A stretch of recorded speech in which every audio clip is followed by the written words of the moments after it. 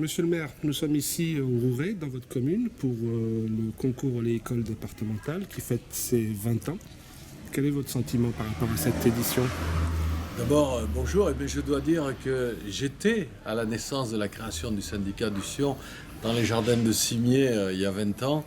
Et ça démontre, je dirais, cet engouement, cette passion que j'ai pour ce travail, le travail des oléiculteurs dans les Alpes-Maritimes.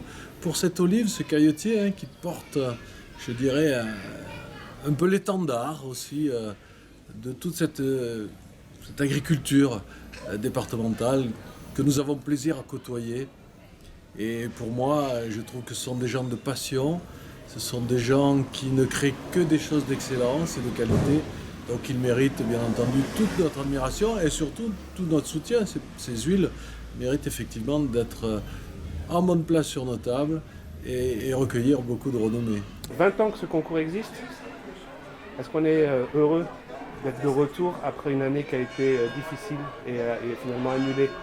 Bien sûr, c'est un véritable plaisir d'avoir un concours. On a des années où on n'a pas pu faire le concours par un manque de produits, un manque de récolte. Donc c'est avec plaisir cette année qu'on arrive à avoir une année, j'allais dire, normale de récolte. Et on l'a vu par rapport au nombre de participants. Mon immense plaisir, c'est de participer à ce concours parce que d'abord j'adore. Et ensuite, c'est surtout la relation qu'il peut y avoir entre les producteurs, les mouliniers et toutes ces personnes qui font que l'olive de Nice évolue et avance chaque année. Et les résultats sont tout à fait remarquables.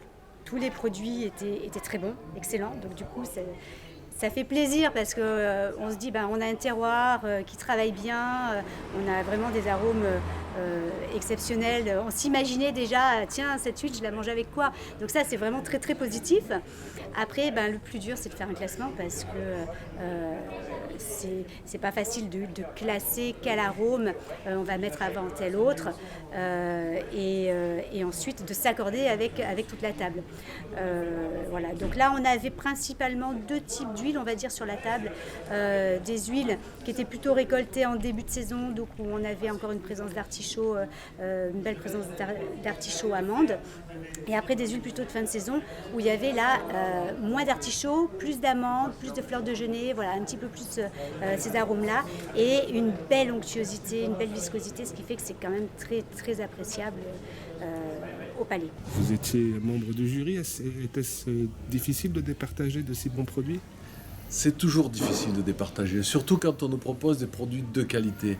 Et il y a forcément, et je dirais, dans chacun, une perception de différence de goût qui fait qu'on arrive à discerner quelque chose qui nous plaît un peu plus que quelque chose qui serait légèrement différent et amoindri. Et pour autant, elles sont toutes excellentes. Et ça se joue à des demi-points. Ça se joue à pas grand-chose. Voilà. Après, chacun, on est plusieurs autour de la table pour sortir trois couleurs, l'or, l'argent et le bronze, ou peut-être deux ors et une bronze aussi, c'est aussi possible. Mais ça se joue à pas grand-chose. Ce qui fait la différence, c'est des petits arômes de préférence de chacun, de complexité. Moi, j'étais à la table des huiles et c'était des arômes très complexes, très divers, avec des époques de récolte différentes. En plus, cette année, on a eu la chance, en ayant une récolte normale, d'avoir plusieurs mois de récolte, ce qui fait des arômes différents sur la longévité. Qu'est-ce qu'une bonne huile d'olive dans une cuisine étoilée? Alors, dans une cuisine étoilée, une bonne huile, si vous voulez, c'est une huile déjà qui est assez douce, qui apporte un peu de fruité, qu'on sache le produit qu'on a, et en même temps, si vous voulez, trouver des parfums d'amandes, par exemple, ou d'artichaut, voilà. Quels étaient les parfums les plus significatifs cette année? J'ai trouvé pas mal un peu d'herbacées, et puis aussi fleurs jaunes et amandes. Dans la restauration gastronomique, l'huile d'olive de Nice a sa place. Et c'est pas usurpé parce que, je me répète, mais les efforts consentis ainsi que le sérieux, avant c'était pas moins sérieux, mais le sérieux mis par tous ces producteurs et tous ces mouliniers qui font qu'on a un résultat aujourd'hui qui ne fait que progresser. Pour nous professionnels, et je suis président de Monaco Goût et Saveur, et je suis l'ancien chef étoilé d'hôtel Hermitage à Monaco, Et pendant 40 ans, j'ai utilisé que de l'huile d'olive de Nice. Et je peux vous garantir que je continue de le faire. Et lorsque je sois des amis à la maison ou lorsque je vais faire dans des villas, quelques repas, il n'y a aucun problème. J'emmène toujours mon huile d'olive de Nice. Donc vous conseillez à tous ceux qui nous écoutent le millésime de cette année. Oui, tout à fait, il est très bien. Après, on est sur une huile d'olive où maintenant, quand on est sur de l'AOP, on est quasiment toujours sur de la très bonne huile. Comme on pouvait s'y attendre, on a toujours du mal maintenant à départager parce que la qualité a vraiment progressé toutes ces dernières années. Disons que malgré tout, sur l'ensemble des lots, 3 se distinguaient pour faire un podium.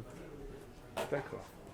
Et quels étaient les senteurs, les arômes les plus significatifs cette année? Les critères que nous avons retenus sont forcément ceux de l'appellation huile d'olive de Nice. Et après, pour déterminer qui la médaille d'or, qui la médaille d'argent, ça va se jouer dans des nuances en fait. Donc il faut que les principes de l'appellation soient bien respectés, c'est-à-dire des dominantes aromatiques du type amande, fruits secs, avec des connotations plutôt végétales aussi, un peu d'artichaut, voilà, selon les lots. On va chercher aussi les arômes secondaires, si c'est fleuri derrière, s'il y a un côté de noisette légèrement torréfié, etc. Et la longueur en bouche.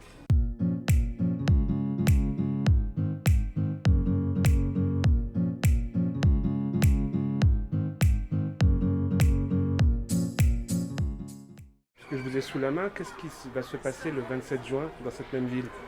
Écoutez, le 27 juin, il y a la fête départementale de l'agriculture organisée par la FDSEA qui se passera sur la place des Platanes, juste dans le centre du village, où on va mettre en avant toute la filière agricole départementale. Toutes les filières seront représentées dans leur ensemble. Et l'important pour nous, c'est d'abord de communiquer sur notre savoir-faire, mais surtout de pouvoir parler, échanger avec nos clients, avec des jeunes qui voudraient s'installer. Il y a la Chambre d'agriculture qui sera présente avec le centre d'installation ainsi que le centre de recherche du CREAM où on fait des recherches sur les fleurs comestibles. Voilà, c'est pas que la vente, c'est un aspect pédagogique de communication sur les métiers de l'agriculture en général. Monsieur Frère, merci beaucoup.